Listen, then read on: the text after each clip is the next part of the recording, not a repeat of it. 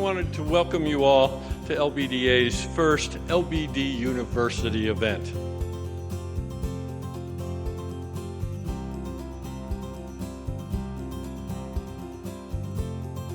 This is a kickoff of a series of events we will be organizing to bring greater attention to LBD research, clinical care, and caregiving. Conferences like this I find very valuable because I learn issues and concerns that are foremost in the minds of patients and caregivers.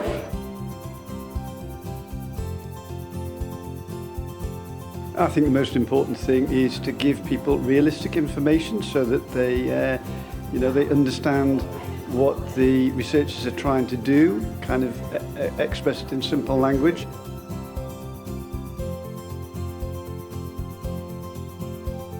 So just hoping to get a little more insight and hopefully tools and things to help.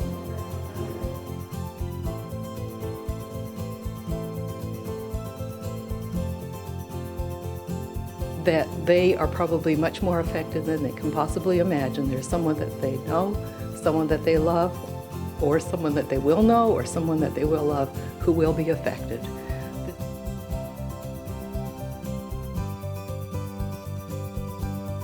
That they can take home is that it's incredibly important for people to participate in research. One of the things we can achieve tonight is to make people understand what sorts of trials are out there and what their role is to play in this endeavor.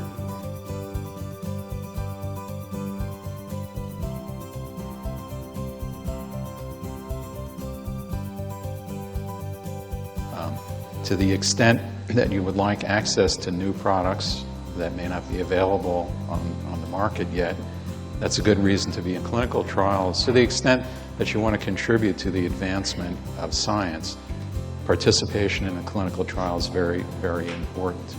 And our company makes big efforts to make participation as easy as possible. So starting in January 2011, President Obama signed the National Alzheimer's Project Act. Those funds are now beginning to flow to researchers. Nobody would accept being told by the primary care physician, you've got cancer. You say, well, what kind of cancer? Because you need to go and get the appropriate treatment for that particular subtype.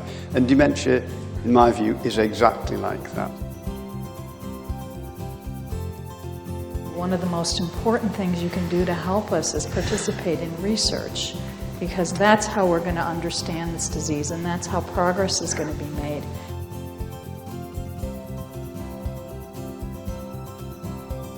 Raising awareness is obviously part of it. I think that's a big part of the problem.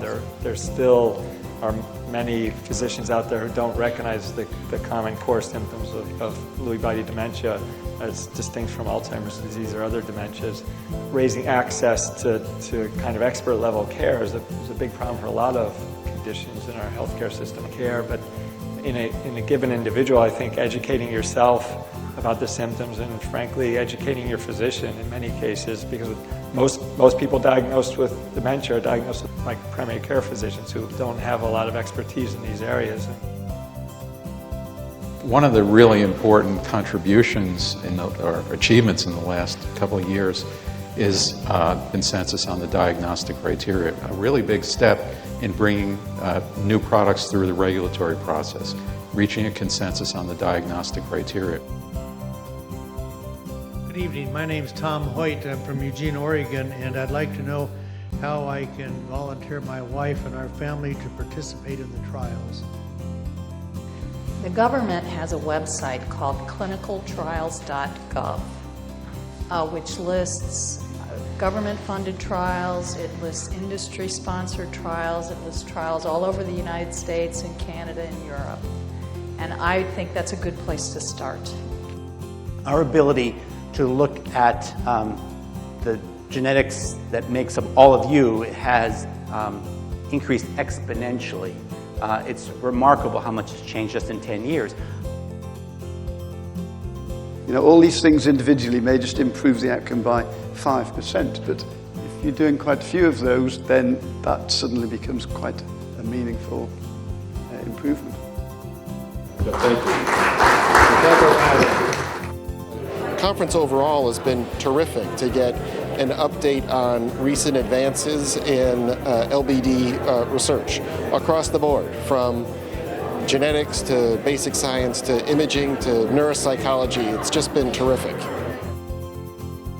It's been good to hear other people's stories and meet other people who are dealing with Lewy body disease. I'm very hopeful.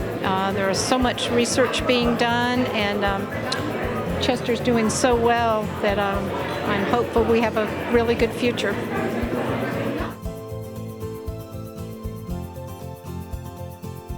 I appreciate LBDA's sort of efforts to create a kind of community around the disease that's really equally engaging researchers, patients, and care partners.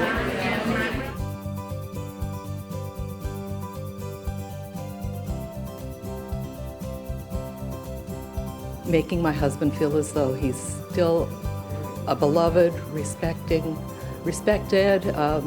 functioning, fully human person, because he is not his diagnosis, he is himself.